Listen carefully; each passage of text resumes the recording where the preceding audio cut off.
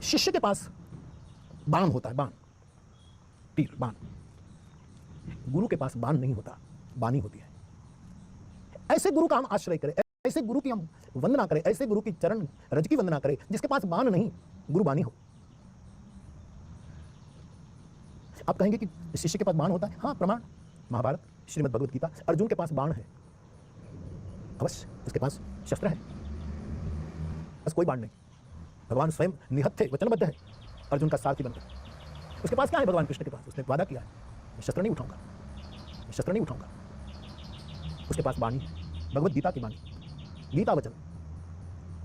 शिष्य के पास बाण होता है, गुरु के पास बाणी होती है। और स्थूल रूप में तो साहब शस्त्रों से ही महाभारत जीता गया, घमासान युद्ध हुआ कि हम सब, लेकिन मूलतः तो शास्त्र से जीता गया। गीता जैसे अद्भुत शास्त्र से जीता गया, जो गीता ने अर्जुन को खड़ा कर दिया और ये आदमी कहने पर तैयार हो गया कि करिष्ये वचनं तव।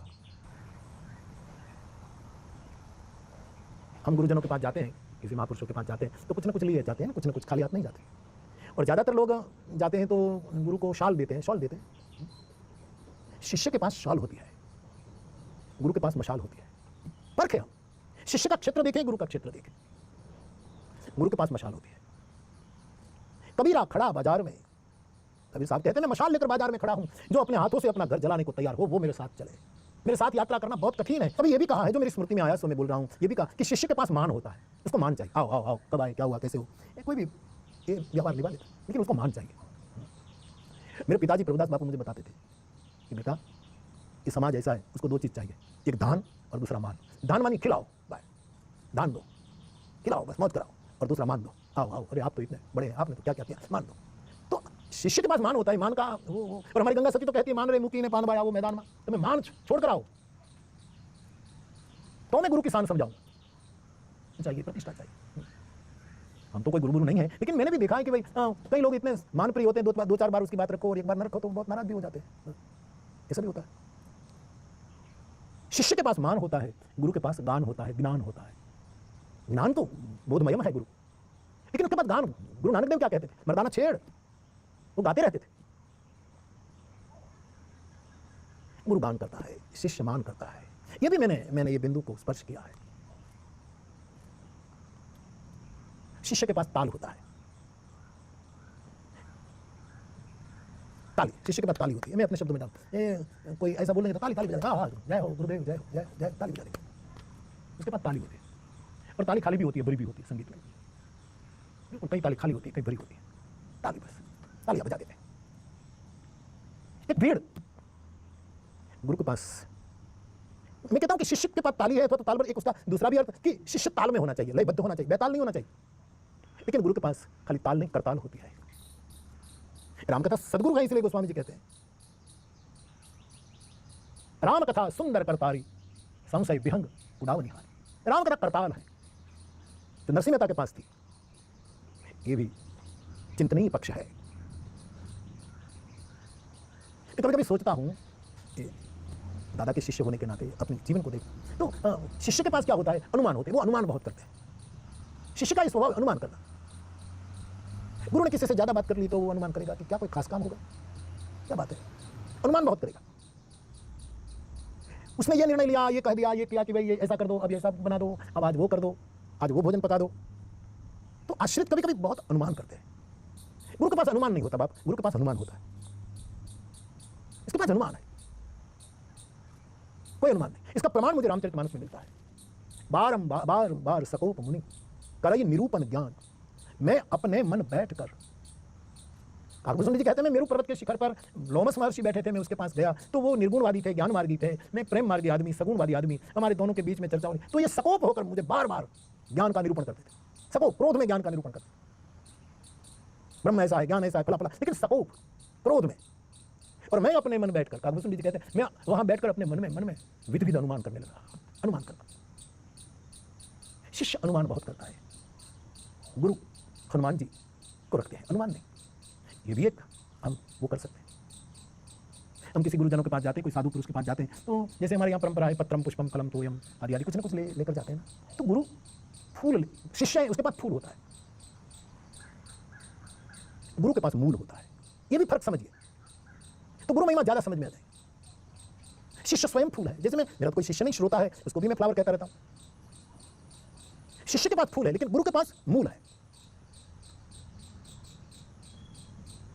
बाउलों की कथा में एक बात आई, मैं वैसे बहुत स्मृति में नहीं है, लेकिन रविंद्रनाथ टैगोर ने एक बात कही है कि मूल जो होता है वो जमीन में अंदर अंदर अंदर अंदर बहुत जाता है, और डाली, पत्र, पर्ण, फूल तो ऊपर रहते हैं। एक ही वसुधा, धरती एक, बीज एक, सब कुछ एक है, लेकिन मूल और फूल में कितना अंतर है। टैगोर ने बड़ी प्यारी बात कही। दोनों वसुधा के बच्चे हैं, दोनों वसुधा की संतान है धरती की, लेकिन अपनी वसुंधरा माता के प्रति दोनों का दर्शन भिन्न है। जो मूल है, जो जड़ें हैं, उसको अंधेरे में और अंधेरे में और अंधेरे में जाना ही पड़ता है, और अंधेरे में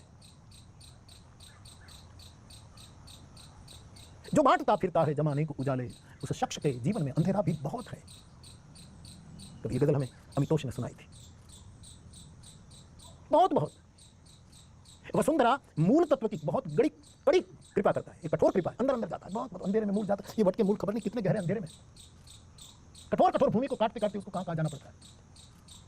लेकिन उसका अर्थघटन बहुत प्यारा निकाला गया कि मूल कहते हैं, भले कि मुझे कठोरता मिले, भले मुझे अंधेरे में बहुत बहुत अंदर उतरना पड़े, लेकिन मुझे ये मेरी धरती माता, मेरी प्रकृति माता मुझे अपनी गोद में रखता है, और सबसे पहला पोषण मुझे देती है। जब जल सींचा जाए तो सबसे पहला खुराक मूल को मिलता है। मैं दिखता नहीं हूं, न मेरी कोई पिछाड़ है, न मेरा कोई दिखाव है, मैं अंदर अंदर हूं, लेकिन सबसे पहला पोषण मुझे दिया जाता है। और वसुंधरा मां की गोद में मैं बहुत आराम से, यद्यपि है ये कठोर कृपा, और ये फूल ऊपर खिल रहा है, हवा ले रहा है, उजास ले रहा है, औसतन उस पर पड़े, मौज कर रहा है, झूम रहा है, नाच रहा है, दोनों पर कृपा हो रही है, फूल और मूल दोनों पर। लेकिन कविवर गुरुदेव टैगोर की बात है, लेकिन मूल को मिलती है कठोर कृपा, फूल को मिलती है कोमल कृपा। बड़भागी के फूल, बहुत भाग्यवान, लेकिन गुरु है मूल, जड़े हैं, ये न भूले। हम सबका मूल कौन है? गुरु ही तो है। तो कुछ जो हम बिंदुओं को छुए गुरु महिमा में, तो ये सब देखना पड़ता है और उभर आता है। मुझे एक प्रश्न ये भी पूछा गया था कि बापू, आप कभी कभी कथाओं में कहते हैं कि शिक्षा दी जाए, दीक्षा दी जाए, भिक्षा दी जाए। हाँ, मैं बोलता रहता हूँ। हम गुरु के पास जाते हैं तो शिक्षा मिलती है, दीक्षा भी मिलती है और भिक्षा भी मिलती है। आचार्य के रूप में गुरु हमें शिक्षा देता है, गुरु के रूप में होता है तब हमें दीक्षा देता है, और गुरु सदगुरु के रूप में होता है तब भिक्षा देता है। मेरे स्मरण में आ रहा है, मैंने कभी इसकी चर्चा आपके साथ की है कि गुरु के घर हम जाते हैं, जो हमारे भवरोग की, जिसकी चरण रज हमारे भवरोग की औषधि है, ऐसे कोई बुद्ध पुरुष के पास हम जाते हैं तो हमें 5 प्रकार की शिक्षा मिलती है मानस के आधार पर। 5 प्रकार की दीक्षा मिलती है और 5 प्रकार की दीक्षा प्राप्त होती है। इसको स्मरण बहुत दिल में उतारना, मैं उतार रहा हूं, आप भी उतारिए। अपने अपने गुरु बुद्ध पुरुष को समझने के लिए बहुत जरूरी है।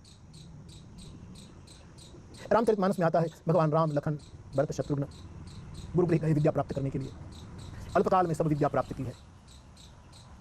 हम जब गुरु के पास जाते हैं बाप, तो हमें शिक्षा मिलती है, 5 प्रकार की शिक्षा मिलती है, ऐसा रामचरितमानस में अंकित है। विद्या विपु विनय निपुण गुणशीला, विद्या विनय ए निपुण गुणशीला। भगवान राम, लखन, भरत, शत्रुघ्न जब गुरु के पास गए तो उसने कौन सी शिक्षा प्राप्त की? 5 प्रकार की शिक्षा। मैं और आप जब किसी गुरु के चरणों में आश्रित होते तो 5 प्रकार की शिक्षा मिलती है, ऐसा मानस में लिखा है। पहली शिक्षा मिलती है विद्या। इंसान के हम जैसे संसारियों के घर में ज्यादा अविद्या होती है, गुरु के घर में विद्या होती है। पहली शिक्षा मिलती है विद्या। इसे कल भी मैं स्मरण कर रहा हूं, योग विद्या, वेद विद्या, अध्यात्म विद्या। कितने प्रकार की विद्या है? पहली शिक्षा हमें गुरुजनों से मिलती है विद्या। हम विद्या प्राप्त करें और विनय प्राप्त न करें तो क्या पाए? शिक्षा में देता है तो विनय, तो विद्यावान है तो विनयवान रहना, विद्या है तो विनय मत चुकना, विवेक मत चुकना। तेरे पास समझ है, ज्ञान है, माहिती है, तो बहुत जानकार है, तो इस विद्या का सदुपयोग करने के लिए विनय गंवाना मत, ये अपेक्षित है। दूसरी शिक्षा मानस के आधार पर गुरुद्वार से मिलती है, वो है विनय। तीसरी शिक्षा मिलती है निपुणता, कौशल्य, जिसको मैं कहता हूं। कर्म करने की कुशलता गुरु के द्वार से प्राप्त होती है। कर्म कैसे किया जाए? भगवद गीता जिसको योगः कर्मसु कौशलम कहते हैं, कर्म कौशल्य को भगवद गीता ने योग बता दिया। ये योग है, योगः कर्मसु कौशलम, विनय। तीसरी शिक्षा है कर्म कौशल्य, एक गुरु से प्राप्त होता है। हमारे यहां कहा गया कि गुरु की हर चेष्टा को देखना चाहिए, हर अदा, हर संकेतों को समझना चाहिए। इसमें शिक्षा ही शिक्षा है। ऐसा आदेश, ऐसा उपदेश। तो विद्या, विनय, कर्म कौशल्य, गुण। हमें गुण की शिक्षा देता है, दैवी गुण जो भगवत गीता में अभय से लेकर बताए गए, ये दैवी गुण, दैवी संपदा जिसको गीताकार ने कही, एक गुण प्रदान, गुण की शिक्षा देता है। समझ देता है कि बेटा ये रजोगुण है, ये तमोगुण है, ये सतोगुण है, ये तीनों किससे पर की स्थिति है, खोल खोल कर बता दे। तो विद्या, विनय, कर्म कौशल्य, गुण, और ये सब हो, लेकिन शील की शिक्षा हमें न मिली तो आगे का चार खबर नहीं। गुरु के घर से हमें शील की प्राप्ति होती है। शील बहुत आवश्यक है। शील जिंदगी का एक बहुत बड़ा बल है। हमारी गंगा सती तो कहती है, पान भाई और साधु को प्रणाम कर लेना, लेकिन शीलवंत साधु को बार बार प्रणाम करना। बहुत बड़ी प्यारी बात लिखी। शीलवंत साधु ने पान भाई वारे वारे नमिए। बड़ा प्यारा शब्द है शील। कैसे उठना, स्थूल अर्थ में भी शील जरूरी है ना। कैसे उठना, कैसे बोलना, कैसे देखना, कैसे खाना, कैसे पीना, कैसे मिलना, ये सब शील है। कि में उतरा है कि गुरु के पास हम रहते हैं तो 5 प्रकार की भिक्षा मिलती है, विद्या, विनय, कर्म कौशल्य, गुण और शील। आदमी में बल होता है लेकिन शील न हो तो रावण को भी शील की सराहना करनी पड़ी। मैंने बार बार आपको सुनाया। अंगद को कहता है रावण कि तुम्हारी सेना में कौन है जो हमारे साथ युद्ध कर सके? तुम्हारा मालिक, तुम्हारा स्वामी राम, वो तो नारी के विरह में दुखी है, वो क्या लड़े? अब रावण ने कहा है कपि एक महाबल शीला, जिसमें बल भी है और शील भी है। इसका मतलब यह है कि रावण एक वस्तु का स्वीकार करता है कि मुझ में बल बहुत है लेकिन शील का अभाव है। रावण का बल 20 भुजदंडा, क्या है इस आदमी के बल की, लेकिन शील का अभाव है। लेकिन इतना अच्छा आदमी रहा होगा कि शीलवान को सराहा उसने। तुम्हारी सेना में एक बंदर है कपि एक महाबल शीला। तो शील की महिमा हमारे यहां गाई गई। साधु संतों में शील की बड़ी महिमा रहती है। शीलवंत, विद्यावंत हम ना हो तो चलेगा, वो तो बहुत अच्छा।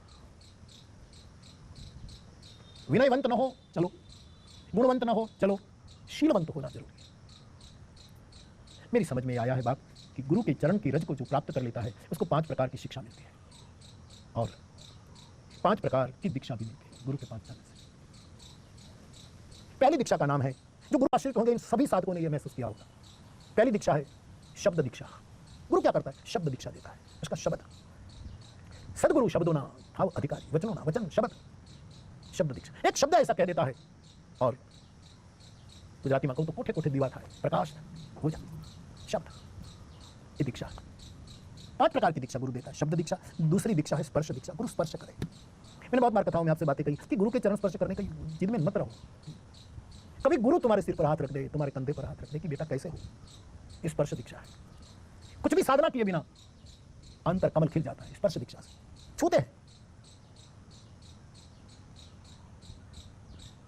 शाखों को तुम क्या छुआए, कांटों से भी खुशबू आए। एक शूल को कांटों से तुमने, हे प्रभु कैसे छुआ,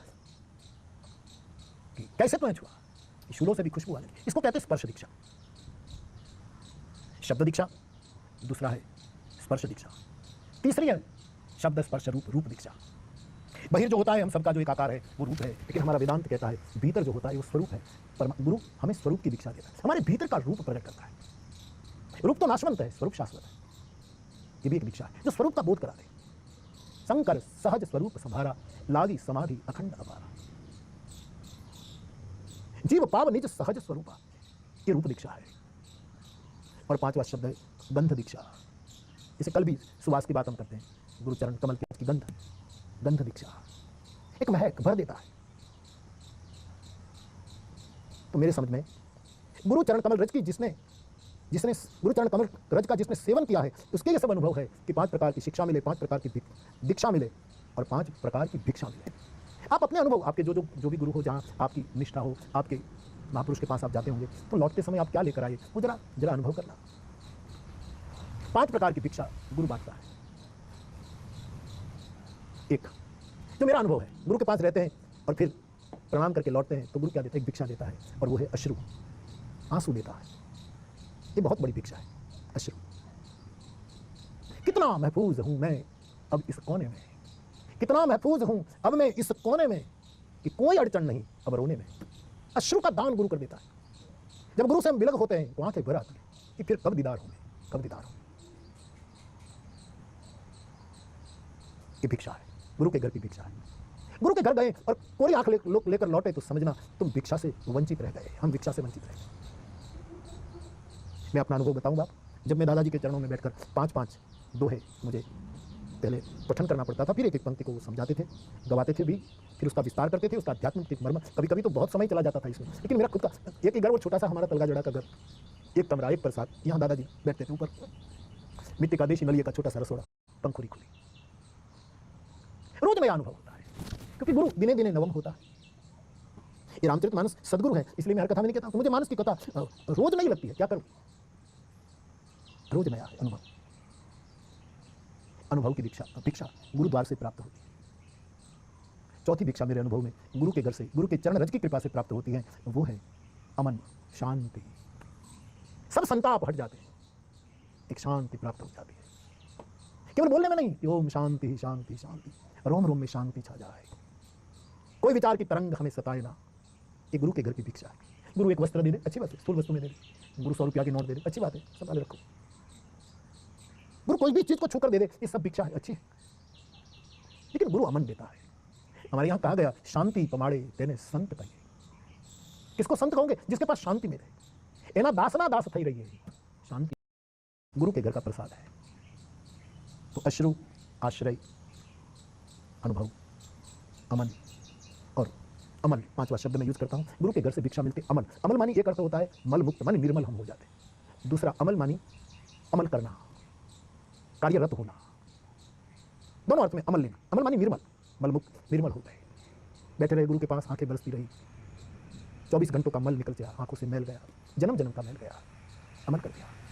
दूसरा, ऐसे बुद्ध पुरुष के पास जीने के बाद लगता है कि हमारे लिए इतना इतना इतना वो कर रहा है, अब हम भी थोड़ा अमल करें, उसके सूत्रों पर चले, अमल करें, मानी हम अनुसरण करें। पूर्ण शरणागत को तो मैं कहता रहता हूं, कुछ करने की जरूरत नहीं, सब बुद्ध पुरुष करता है। लेकिन अमल के ये 2 अर्थ। तो मेरे भाई बहन, गुरु चरण कमल की रज का जिसने अनुभव किया है, उसके महापुरुषों के ये सब अनुभव है। 5 शिक्षा, 5 दीक्षा, 5 भिक्षा। ऐसे बुद्ध पुरुष की चरण रज जो हमें 15 वस्तु से, 5 शिक्षा, 5 दीक्षा, 5 भिक्षा से हमें परिपूरित करे, हमें डका जाए, धन्य धन्य कर दे, कृत कृत्य कर दे। ऐसे बुद्ध पुरुष की चरण कमल की रज, ये चूर्ण चारु है, अत्यंत चारु ये चूर्ण है, जो हमारे समस्त मनोरोग का नाश करता है। तो गुरुवंदना की ये पंक्ति, अमीय मूरिमय चूर्ण चारु समन सकल भव रुज परिवारु, संसार के समस्त रोगों को परिवार के साथ वो शमन कर देता है, शमित कर देता है।